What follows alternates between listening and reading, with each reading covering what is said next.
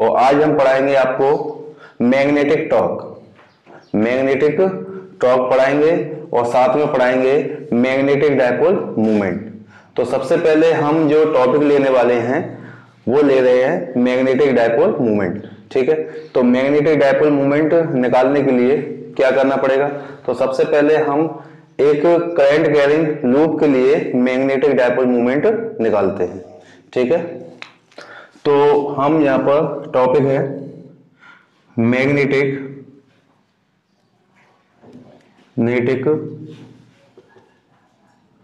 Dipole movement of current carrying coil. ठीक है, तो ये आपका टॉपिक है magnetic dipole movement of current carrying coil. ठीक है, तो यहां पर हम एक कॉइल बना लेते हैं, एक लूप या कॉइल। तो कॉइल क्या होता है? जिसके अंदर number of turns of insulated copper wire, तो वो कॉइल बन जाती है। और अगर एक सिंगल लूप है, यानी हमने किसी वायर को सर्कुलर लूप में चेंज कर दिया है, तो वो क्या कहलाएगी? लूप कहलाएगी। तो इस टाइम पे हमने एक लूप ले ली है। ठीक है, तो इसका सेंटर O है, इसके अंदर करंट I फ्लो हो रहा है। ठीक है, इसका क्रॉस सेक्शनल एरिया कितना है? A। ठीक, तो यहां पर ले लेते हैं the area of cross section, area of cross section is A। ठीक है, तो एरिया ऑफ क्रॉस सेक्शन कितना है इसका? A। And current in the coil, current in the coil कितना है? I। ठीक है, तो यहां पर जो मैग्नेटिक डायपोल मूवमेंट जो होता है वो करंट के डायरेक्टली प्रोपोर्शनल होता है। ठीक है, साथ में magnetic dipole movement area of cross section के डायरेक्टली प्रोपोर्शनल होता है। तो यहां पे लिखेंगे the magnetic dipole movement, the magnetic dipole movement is directly proportional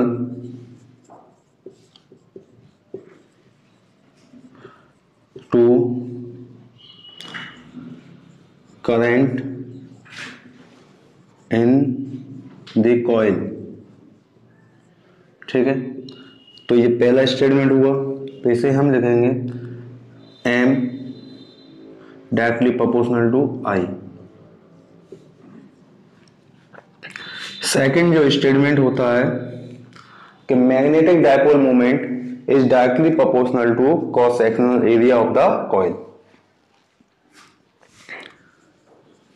magnetic dipole movement is directly proportional to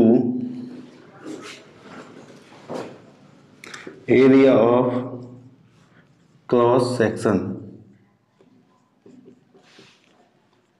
of the coil। ठीक है बेटा, तो हम M डायरेक्टली प्रोपोर्शनल करेंगे एरिया ऑफ क्रॉस सेक्शन। ये सेकंड इक्वेशन हो गई। तो अब क्या करेंगे? फर्स्ट एंड सेकंड कॉइल को कंबाइन कर देंगे। क्या करेंगे? फर्स्ट एंड सेकंड को इक्वेशंस को हम कंबाइन करेंगे। तो combining the first and second equation, combine the equations first and second, first and second equation को हमने कंबाइन किया तो क्या बना हमारा, तो हम इसे यहां पर लिखते हैं, तो m directly proportional to I A, ठीक है। तो हमारा जो रिक्वायर्ड रिलेशन निकल के आया I into A, m directly proportional to I A। Proportionality हटाएंगे, प्रोपोर्शनलिटी साइन को हटाएंगे, प्रोपोर्शनल को, तो यहाँ पर ये कांस्टेंट आ जाएगा k और ये हो जाएगा I A, ठीक है। तो इस तरीके से हमारा रिक्वायर्ड रिलेशन जो आ गया k I A। तो अब हमें यहां से क्या करना पड़ेगा, k को यहां से हटाना पड़ेगा, ठीक है। तो k को यहां से हटाने के लिए क्या करना है कि ऐसा यूनिट में इस k की वैल्यू कितनी दे रखी है, 1 दे रखी है, ठीक है। यहां पे लिखेंगे in SI unit k equal to क्या है 1। तो यहां पर k क्या है, वेयर k इक्वल टू क्या है, क्या है, प्रोपोर्शनलिटी कांस्टेंट,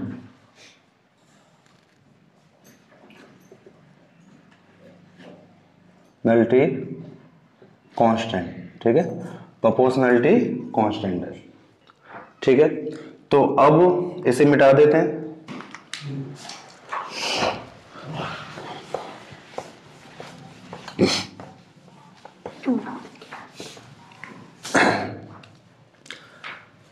तो m इक्वल टू क्या है,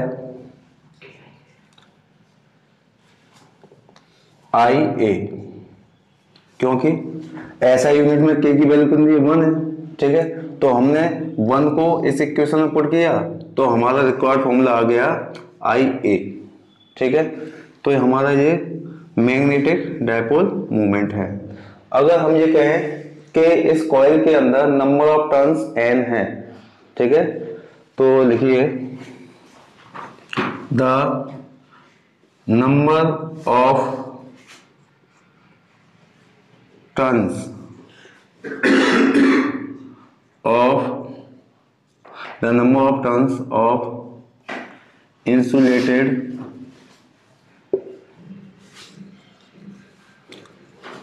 copper wire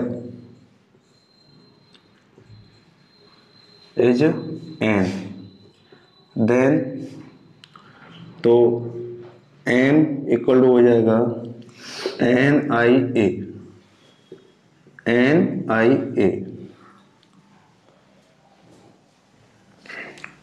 magnetic dipole movement,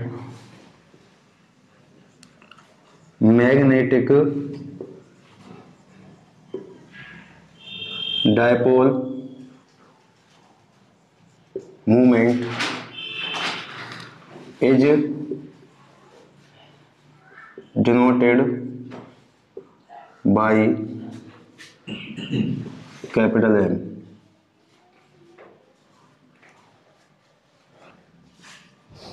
second, ऐसा unit of magnetic dipole movement ampere metre square,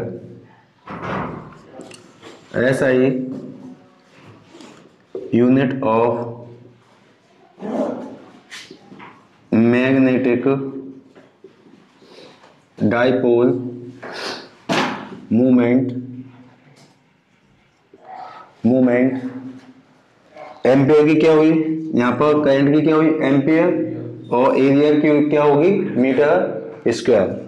तो क्या ऐसा unit of magnetic dipole movement is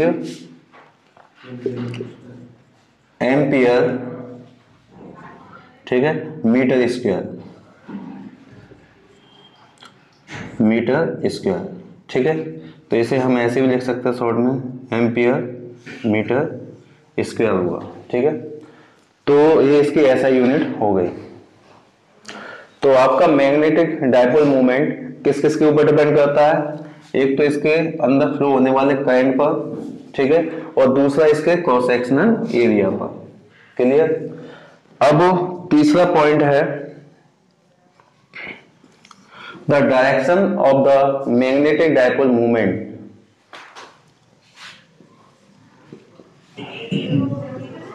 direction of magnetic dipole movement is given by Maxwell right hand thumb rule. Maxwell right hand thumb rule.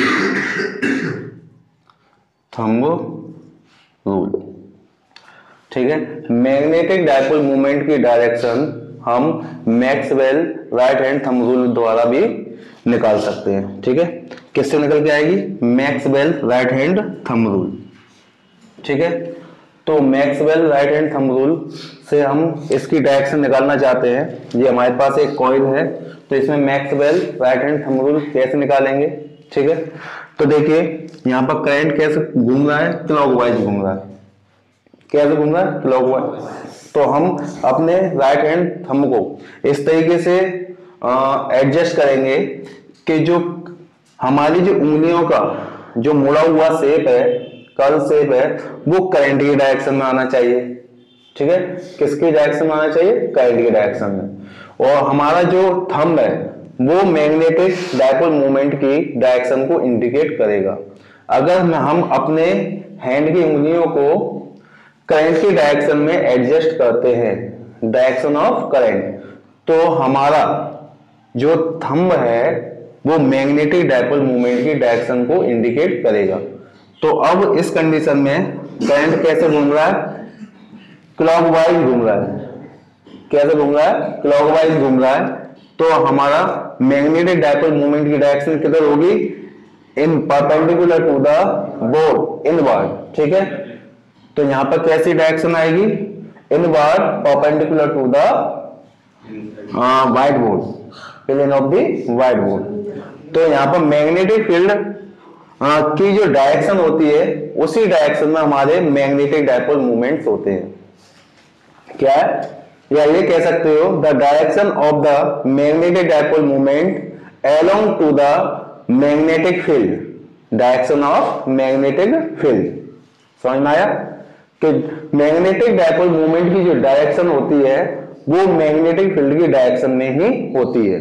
अगर इस coil पर हम magnetic field की direction निकालें तो जिधर मैग्नेटिक फील्ड की डायरेक्शन निकलेगी उधर ही मैग्नेटिक डायपोल मूवमेंट की भी डायरेक्शन होगी।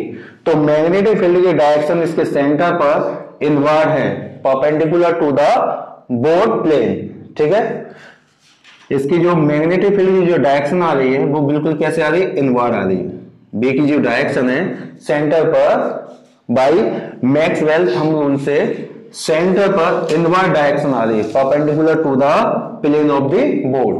ठीक है, तो इसी तरीके से मैग्नेटिक डायपोल मूवमेंट की भी डायरेक्शन इसी मैग्नेटिक फील्ड के अलोंग होगी।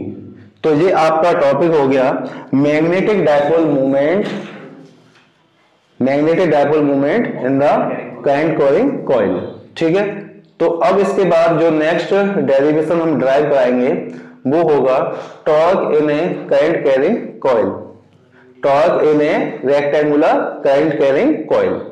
ठीक है, तो ये काफी अच्छी तरह समझ में आ गया होगा। तो अब नेक्स्ट देखते हैं, next topic मिटाएं।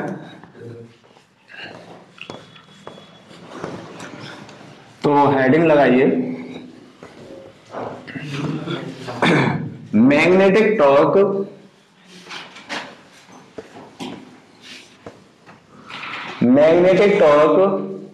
In the coil in the rectangular coil.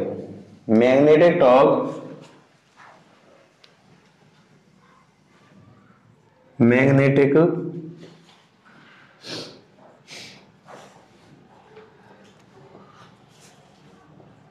Torque on rectangular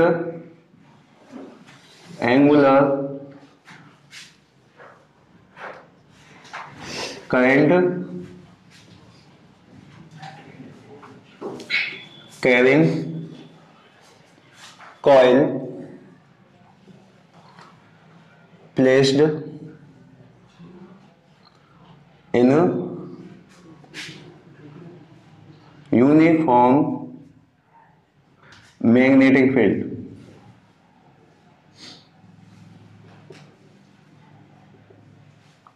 Field B.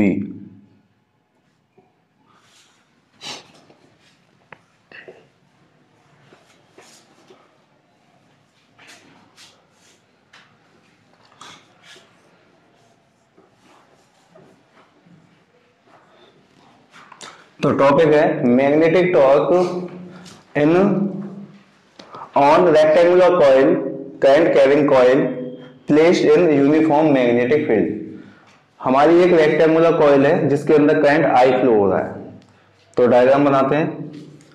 तो ये हमने यूनिफॉर्म मैग्नेटिक फील्ड बनाई जो एक दूसरे के बिल्कुल जस्ट पैरेलल हैं। ये यूनिफॉर्म मैग्नेटिक फील्ड, ये क्या है? Uniform magnetic field. और इसके अंदर हमने एक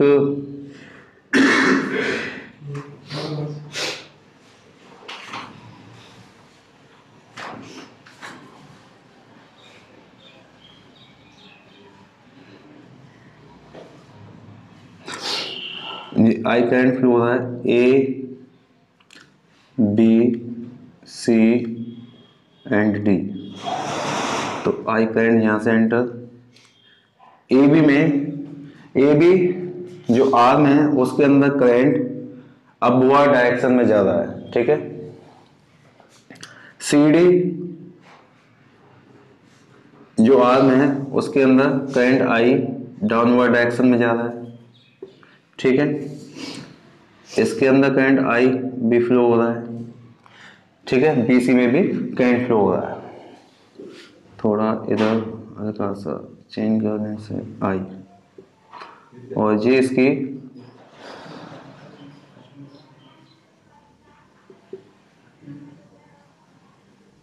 ये है आपकी एक्सिस ऑफ रोटेशन,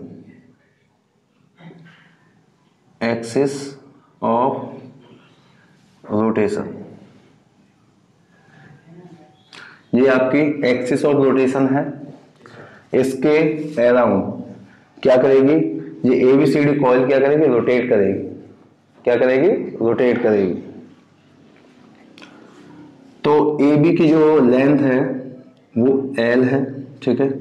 यहां से यहां तक इसकी जो लेंथ है वो एल है, और इसकी बीसी की जो लेंथ दी गई है, बीसी की जो लेंथ है वो हम मान लेते हैं स्मॉल बी।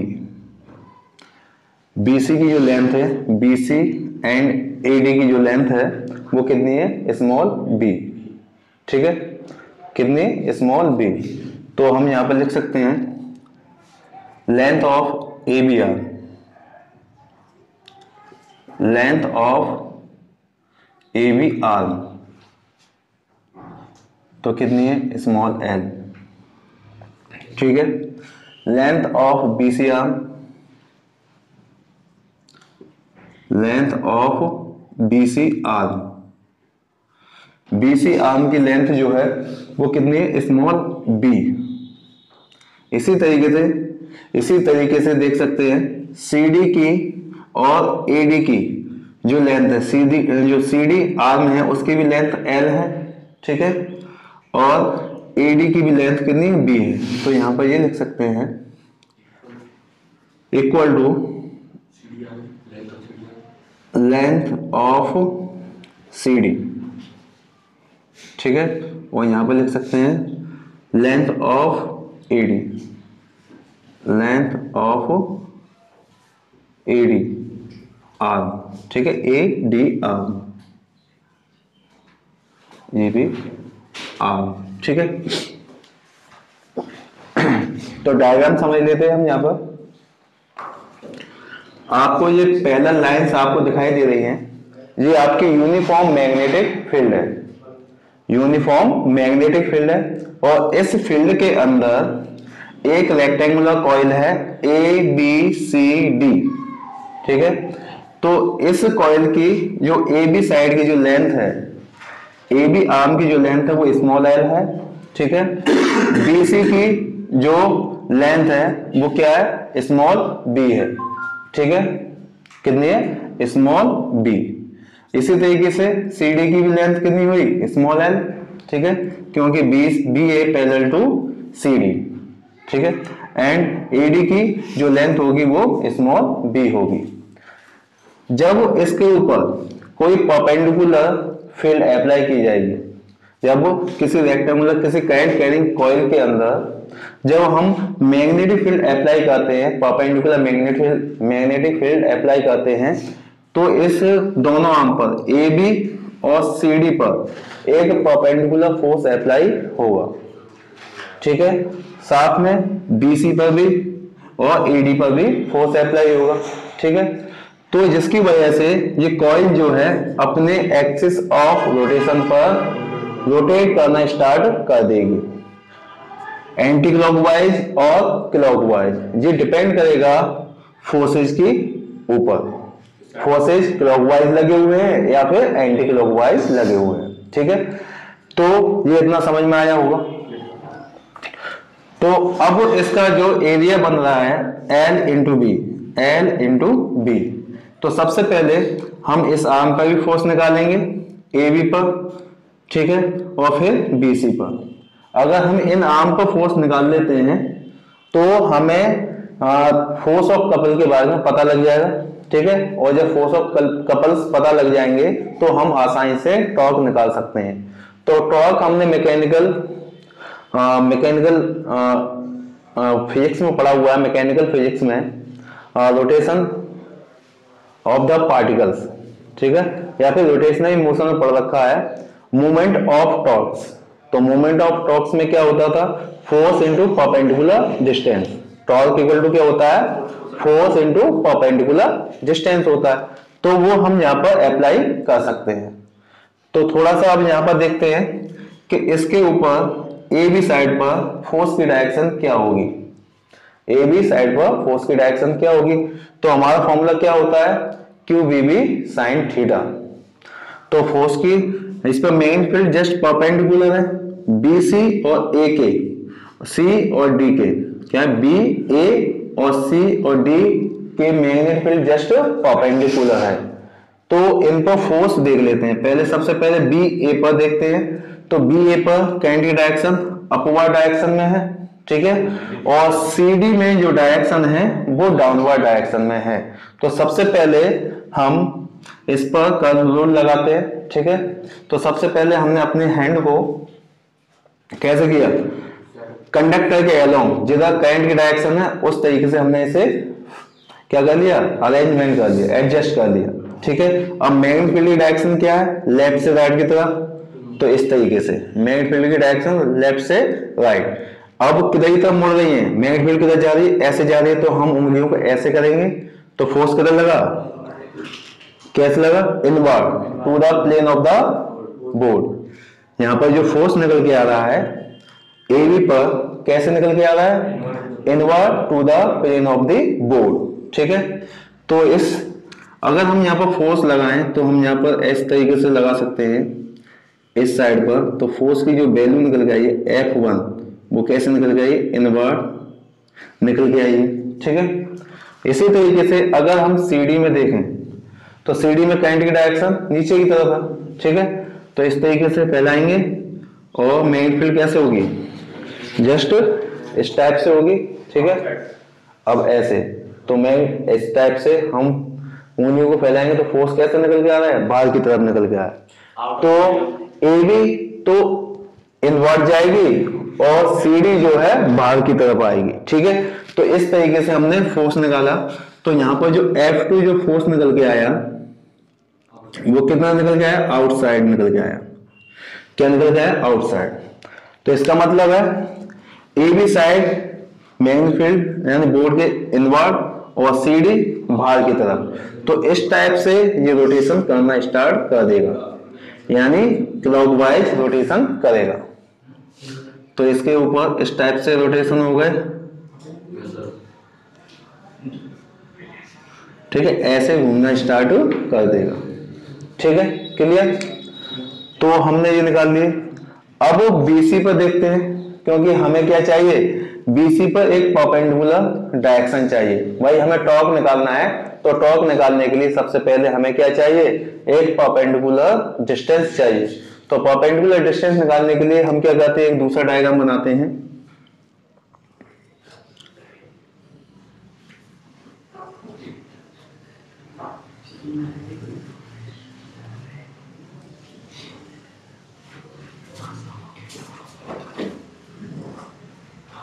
ठीक है, ये यूनिफॉर्म मैग्नेटिक फील्ड, क्लियर। और जब ये घूमेगी तो इसका एंगल कुछ इस टाइप से हो जाएगा। ठीक है, तो ये C और ये B, ऊपर वाली जो आर्म है वो इस टाइप से हो जाएगी। मैग्नेटिक फील्ड के साथ क्या बनाएगी, थीटा एंगल बनाएगी। क्या बनाएगी, थीटा एंगल बनाएगी। अगर इसे देखा जाए तो मैग्नेटिक फील्ड की डायरेक्शन क्या है, बिल्कुल जस्ट इस टाइप से है। ठीक है, तो फोर्स इसमें किधर जा रहा है, इनवर्ड की तरफ। यहाँ पर हम फोर्स लगा सकते हैं ऐसे, F1 किधर है, नीचे की तरफ है। ठीक है, ऐसे शो करा सकते हैं F1, और इस पर कैसे जा रहा है, ऊपर की तरफ ऐसे F2। यानी जो फोर्स लग रहे हैं, एक तो इस पर लगेगा ऐसे, और इस पर लगेगा बाहर की तरफ। ठीक है, तो इस तरीके से हमने इसे शो करा दिया। ऊपर की तरफ का मतलब बाहर निकल के आ रहा है, और ये नीचे की तरफ का मतलब इनसाइड जा रहा है। तो इस तरीके से रोटेशन करेगा ये। यानी कहने का मतलब क्या है कि अगर हम ये कॉपी ले लें तो इसकी तरफ तो बाहर की तरफ निकल के आ रहा है, और इस पर अंदर की तरफ है, तो रोटेशन कैसे होगा, अपनी एक्सिस पर इस टाइप से होगा। यानी ये वाली आर्म तो बाहर की तरफ निकल के आएगी, और ये वाली आर्म अंदर की तरफ जाएगी। तो इस टाइप से ये फोर्स ऐसे मूवमेंट करना स्टार्ट कर देगा। ठीक है, क्लियर। तो इस तरीके से होगा। तो अब यहां पर हम क्या निकालते हैं, डायरेक्शन निकालते हैं। तो अब यहां से परपेंडिकुलर हमें क्या निकालनी है, डायरेक्शन निकालनी है। ठीक है, तो हम थोड़ा सा ड्रॉ कर लेते हैं ये। तो ये जो एंगल है, भाई सीधी सी बात है, जी वाला एंगल कितना है, थीटा। ये एंगल थीटा है। ठीक है, तो ये वाला एंगल कितना हो जाएगा, भाई जी वाला एंगल थीटा है, तो ये वाला एंगल कितना होगा, थीटा होगा कि नहीं। अगर ये वाला एंगल थीटा है तो ये वाला एंगल भी कितना होगा, थीटा होगा। तो थीटा के साथ में तो ये यहां से इसे मान लेते हैं, ये क्या है, एक तो C और ये क्या था, BC। तो BC, ठीक है। तो C से यहाँ पर K मान लेते हैं, इसे K, इस पॉइंट को हमने मान लिया K। तो यहां से यहां तक की डिस्टेंस क्या होगी, यहां से यहां तक। तो ये तो क्या हो गया, आपका बेस हो गया, और ये क्या हो गया, परपेंडिकुलर हो गया। तो ये कितना आएगा, इस पूरे यहां से B से C तक की लेंथ कितनी है, स्मॉल b, ठीक है। यानी B से C तक की जो लेंथ है, BC की जो लेंथ है वो स्मॉल b है। ठीक है, और एंगल कितना बन रहा है, थीटा बन रहा है, क्योंकि ये वाला एंगल थीटा, तो ये भी क्या होगा, एंगल थीटा बन जाएगा। तो इसलिए यहां पर क्या आएगा, B sin थीटा। ये परपेंडिकुलर कितना निकल के आएगा, B sin थीटा। तो अब आप देख सकते हो कि ये क्या है, परपेंडिकुलर डिस्टेंस हो गई। ये क्या है, परपेंडिकुलर डिस्टेंस है, फोर्स पर परपेंडिकुलर डिस्टेंस। देख लो, फोर्स पर परपेंडिकुलर डिस्टेंस, ये भी फोर्स है, तो इस पर भी ये क्या है, परपेंडिकुलर डिस्टेंस है। ठीक है, इसे देखो ना, इस वाले को KC F2 पर भी परपेंडिकुलर है, और F1 पर भी परपेंडिकुलर है। देख सकते हो, यहां से ये डायरेक्शन ऑफ फोर्स है, और ये परपेंडिकुलर डिस्टेंस है। ठीक है, तो दोनों फोर्सेस पे क्या है, B sin थीटा परपेंडिकुलर है। तो हमारा कॉन्सेप्ट यही है कि हम क्या करें, सबसे पहले टॉर्क निकालने के लिए सबसे पहले फोर्स निकालें और फिर परपेंडिकुलर डिस्टेंस फाइंड करें। उन दोनों का मल्टीप्लाई क्या निकल आएगा, हमारा टॉर्क निकल आएगा। सीधी सी बात है, क्या निकल के आएगा, टॉर्क निकल के आएगा। क्लियर? तो अब चलो वैल्यू निकालते हैं। तो हम कहते हैं फोर्स ऑन ए बी, हम क्या कहते हैं, फोर्स निकालते हैं ए बी पर। ठीक है, हाँ, force, magnetic force, magnetic force on A B arm, A B arm. ठीक है, ए बी आर्म पर फोर्स निकालेंगे तो फोर्स का फॉर्मूला होता है I L B sine theta. क्या? I L B sine theta. तो यहां पर F इक्वल टू लगाएंगे F1, तो F1 इक्वल टू हो जाएगा आई एल बी, क्योंकि I L B sine theta. तो करंट कितना है इसके अंदर, ए बी के अंदर करंट कितना, आई। ए बी की लेंथ कितनी दे रखी है, एल, और magnetic field, uniform magnetic field कितनी है, बी, आपकी बी हो गई। अब ए बी और बी के साथ में एंगल कितना बन रहा है, 90 डिग्री, क्योंकि ये तो ऐसे है और मैग्नेटिक फील्ड जस्ट इसके परपेंडिकुलर है। तो इस कंडीशन में एंगल क्या बना, 90 डिग्री बना। क्लियर? तो I L B sine 90, sine 90 degree. ठीक है, तो इस तरीके से वैल्यू क्या निकल के आएगी, आई एल बी। ठीक है, ये फर्स्ट इक्वेशन मान लेते हैं। क्लियर? तो हमने क्या किया, फोर्स ए बी पर निकाला। तो फोर्स का फॉर्मूला होता है, पहले हम ड्राइव कर चुके हैं कि force on current carrying conductor, straight conductor, तो क्या निकल के आता है, I L B sine theta निकल के आता है। तो आई एल बी हमने ए बी पर अप्लाई किया, ए बी के अंदर करंट आई फ्लो हो रहा है, इसकी लेंथ एल है। ठीक है, और मैग्नेटिक फील्ड यूनिफॉर्म है जो इसके जस्ट परपेंडिकुलर है। तो लेंथ और बी के बीच में, मैग्नेटिक फील्ड के बीच में जो एंगल बना है वो कितना बना है, 90 डिग्री बना है। तो इस तरीके से नेट फोर्स क्या होगा, आई एल बी हो जाएगा आपका, क्योंकि आई एल बी साइन 90 और साइन 90 की वैल्यू क्या होती है, 1 होती है। तो इस तरीके से फोर्स यहां पर मैक्सिमम निकल के आएगा। क्लियर? इतना समझ में आ गया? अब क्या कहते हैं, अब हम इसके ऊपर टॉर्क निकालते हैं। क्या निकालते हैं, मूवमेंट ऑफ फोर्स निकालने हैं या फिर टॉर्क निकालने हैं। तो यहां पर एक चीज लिख लेते हैं कि इसी तरीके से सी एंड डी पर अगर फोर्स निकालेंगे तो वो भी कितना आएगा, आई एल बी ही निकल के आएगा। अगर हम फोर्स निकालें, force on magnetic force on C D arm, C D arm पर फोर्स निकालते हैं तो कितना निकल के आएगा, F2 इक्वल टू हो जाएगा I L B sine theta. ठीक है, तो इसकी वैल्यू होगी क्या, I L B sine 90 degree. Clear? Sine 90, तो वैल्यू क्या आ जाएगी, आई एल बी। ठीक है, ये सेकंड इक्वेशन हो गई। तो आप ये देख सकते हो कि F1 and F2, F1 and F2 दोनों इक्वल हैं, दोनों मैग्नीट्यूड में कितने निकल के आए हैं, इक्वल निकल के आए हैं। ठीक है, क्योंकि AB की भी लेंथ इक्वल है और CD की भी लेंथ इक्वल है। ठीक है, तो इस तरीके से F1 और F2 की जो मैग्नीट्यूड है वो बिल्कुल इक्वल है, लेकिन ये दोनों अपोजिट डायरेक्शन में वर्क कर रहे हैं। क्या कर रहे हैं, अपोजिट डायरेक्शन में एक्टेड है। ठीक है, द मैग्नीट्यूड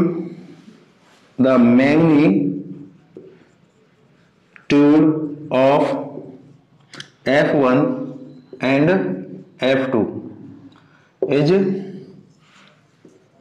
इक्वल। ठीक है, and direction of this force opposite each other, and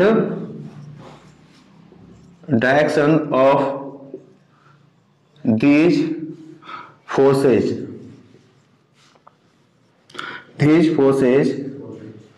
opposite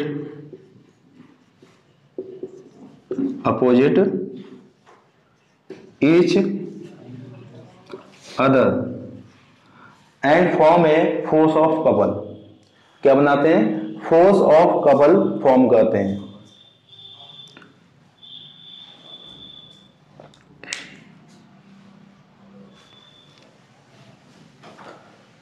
तो इतना समझ में आया। अब मैं पहला इसे मिटा रहा हूं, ठीक है। तो the magnitude of F1 and F2 is equal. दोनों के मैग्नीट्यूड तो इक्वल है, लेकिन दोनों की डायरेक्शन अलग अलग है। F1 की डायरेक्शन इनवर्ड है, प्लेन ऑफ बोर्ड के, ठीक है, प्लेन ऑफ बोर्ड के बिल्कुल इनवर्ड है, और F2 की बाहर की तरफ है, ठीक है। तो इसलिए डायरेक्शन अपोजिट है। तो इस तरीके से क्या बना रहे हैं? It these make the couple of forces which produce the rotating effect, ठीक है, about the axis।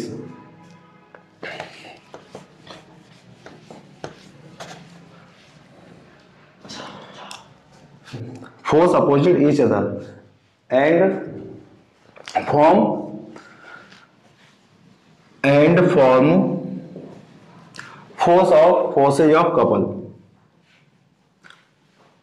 forces of couple, या फिर कपल ऑफ फोर्सेज, ऐसे मिटा देते हैं। And form couple of forces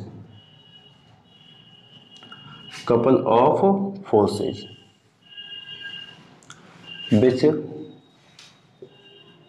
produce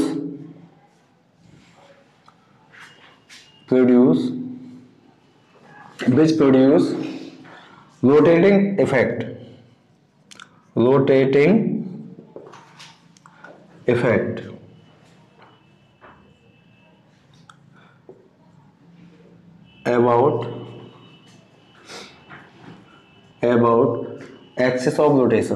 about axis of rotation,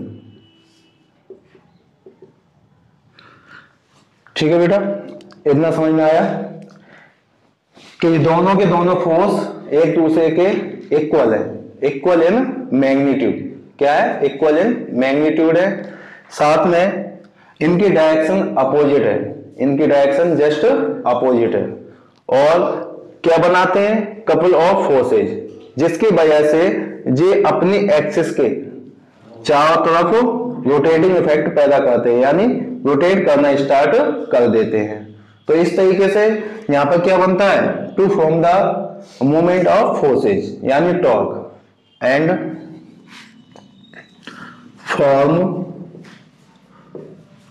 movement of forces,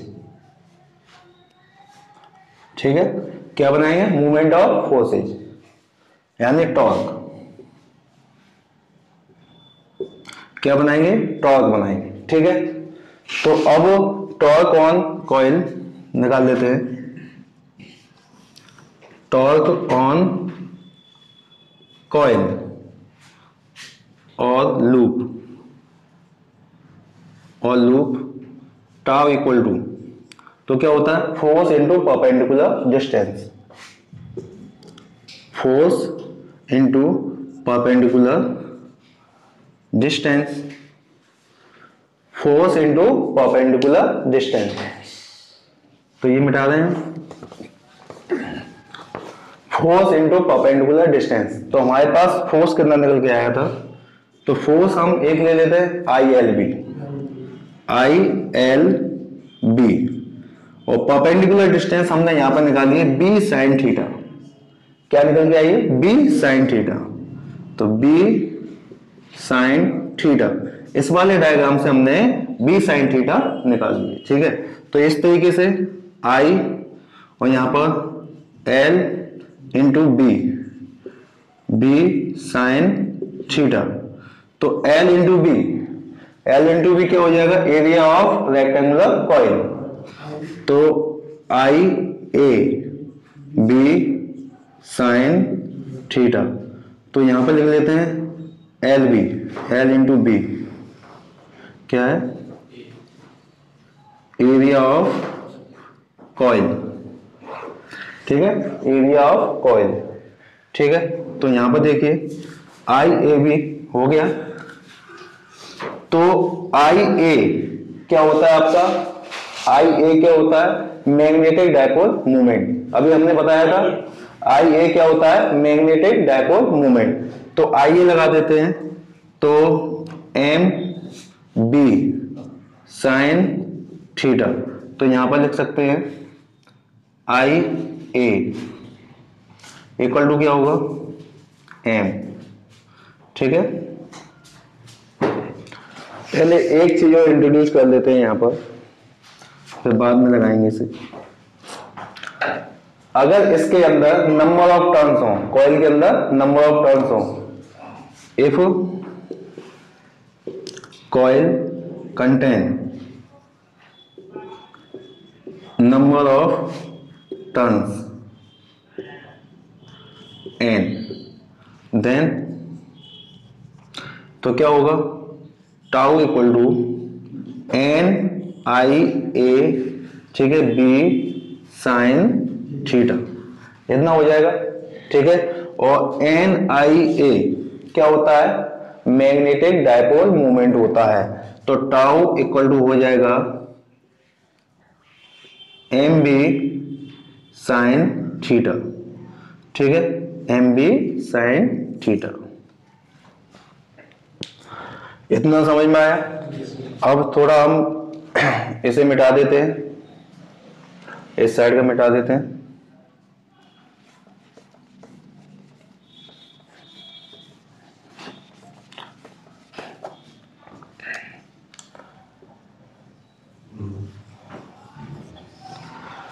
torque equal to M B sine theta, ठीक है।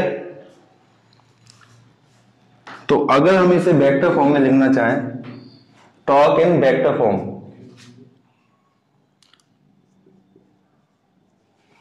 टॉर्क इन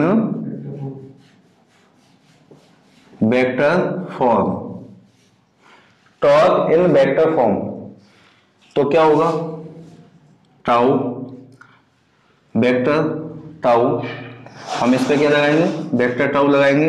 और M भी क्या है, वेक्टर फॉर्म है, ठीक है, एम इंटू बी,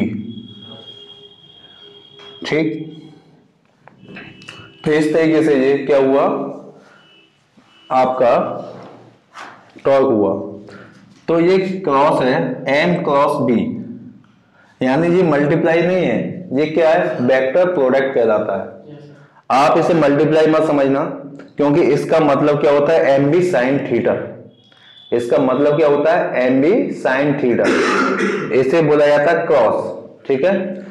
तो एम कर्ल बी भी बोल सकते हो, या फिर एम क्रॉस बी भी बोल सकते हो, ठीक है, इस तरीके से। तो ये आपका डेरिवेशन कंप्लीट हुआ। अब SI unit of torque, SI unit of torque, torque तो क्या होगा, टॉर्क का ऐसा यूनिट क्या हो जाएगा, न्यूटन मीटर, क्या होगा, न्यूटन मीटर, न्यूटन मीटर, ठीक है, जिसका ऐसा यूनिट होता है न्यूटन मीटर, ठीक है।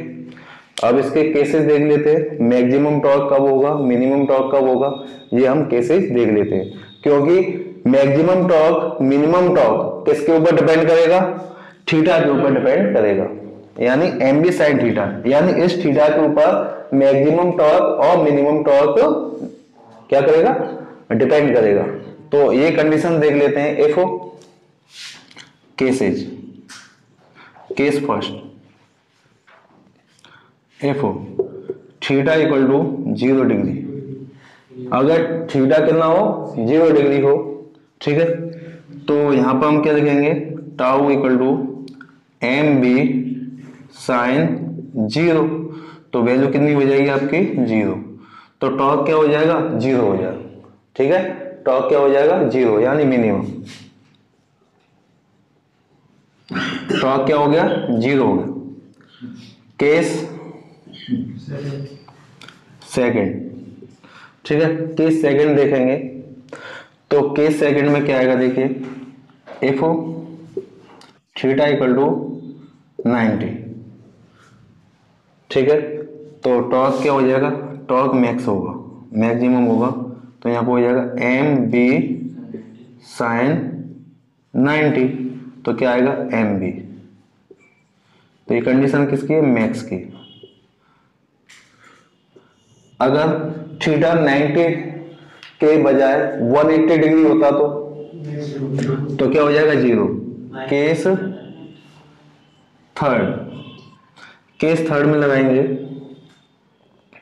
F O theta equal to 180 degree, तो साइन 180 इक्वल टू कितना होता है, जीरो होता है, तो टॉर्क इक्वल टू हो जाएगा जीरो, ठीक है। तो टॉर्क 180 पर भी क्या होगा, जीरो होगा, ठीक है। अब इसके दो स्पेशल केसेज और हैं, वो मैं लिखा देता हूं, ठीक है। तो यहां पर देखिए,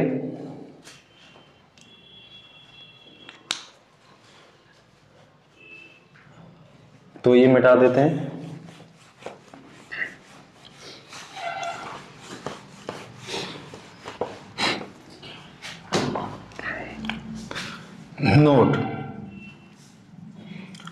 नोट फर्स्ट, अगर मैग्नेटिक फील्ड यूनिफॉर्म है, अगर मैग्नेटिक फील्ड यूनिफॉर्म है तो उसके परपेंडिकुलर आर्म पर लगने वाले फोर्स इक्वल एंड अपोजिट होंगे, लेकिन टॉर्क मैक्सिमम भी हो सकता है और जीरो हो सकता है, ठीक है। तो पहला केस क्या है, FO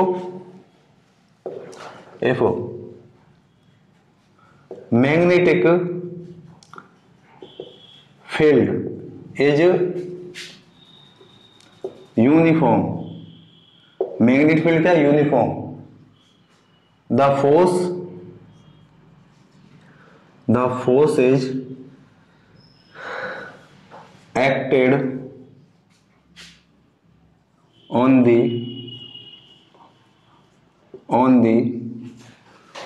perpendicular arms AB and CD are equal and opposite, ठीक है, इक्वल एंड अपोजिट, ठीक है। बट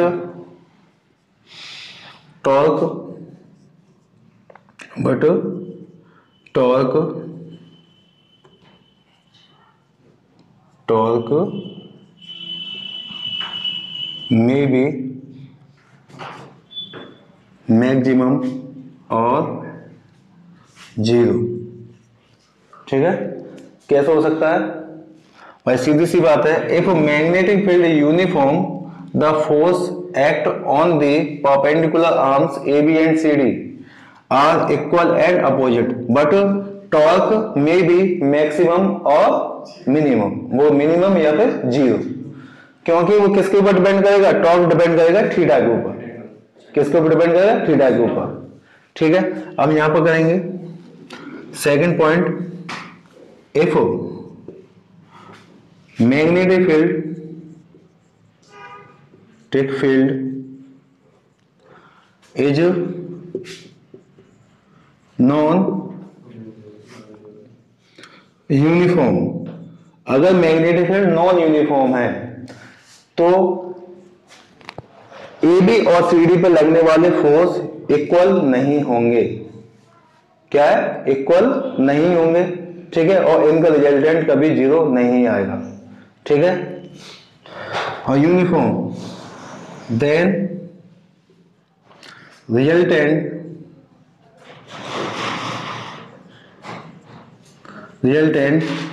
forces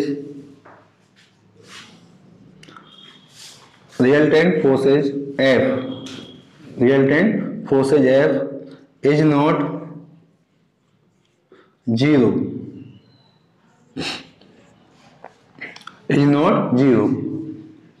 रिजल्टेंट फोर्स क्या होगा, जीरो नहीं होगा, because the force on AB and CD does not equal each other. एक दूसरे के इक्वल नहीं होंगे, बट टॉर्क में भी जीरो और मैक्सिमम, टॉर्क जीरो और मैक्सिमम हो सकता है। ठीक है, तो यहां पर क्या है, if magnetic field is non uniform then the resultant force F is not zero because the force on AB and CD does not equal each other. ठीक है, बट टॉर्क में भी जीरो और मैक्सिमम। तो इस कंडीशन में, क्योंकि non uniform magnetic field में क्या होगा, कहीं पर मैग्नेटिक फील्ड ज्यादा होगी और कहीं पर मैग्नेटिक फील्ड कम होगी। तो इस तरीके से, तो किसी रीजन के अंदर, जैसे ये मैग्नेटिक फील्ड है, ये मैग्नेटिक फील्ड है और यहाँ पर ये कॉइल रखी हुई है, तो इस जगह पर मैग्नेटिक फील्ड की वैल्यू ज्यादा है और इस जगह पर मैग्नेटिक फील्ड की वैल्यू क्या हो जाएगी, कम हो जाएगी। तो यहाँ पर फोर्स ज्यादा बनेगा और यहाँ पर फोर्स कम बनेगा। इस तरीके से इन दोनों का रिजल्टेंट कभी जीरो नहीं हो सकता, पहले वाले केस की तरह, क्योंकि यहाँ पर क्या इक्वल एंड अपोजिट। तो अगर हम यहाँ पर न्यूटन्स का third law of motion apply करें तो यहाँ पर F1 plus F2 equal to क्या हो जाएगा, जीरो। इनका दोनों का टोटल क्या आएगा, जीरो आएगा। लेकिन इस कंडीशन में ये कभी जीरो नहीं हो सकता, क्योंकि यहाँ पर कुछ ना कुछ रिजल्टेंट निकल कर आएगा। ठीक है, तो ये आपका टॉर्क हुआ और इसे अच्छे तरीके से पढ़ना और वीडियो को शेयर करना। ठीक।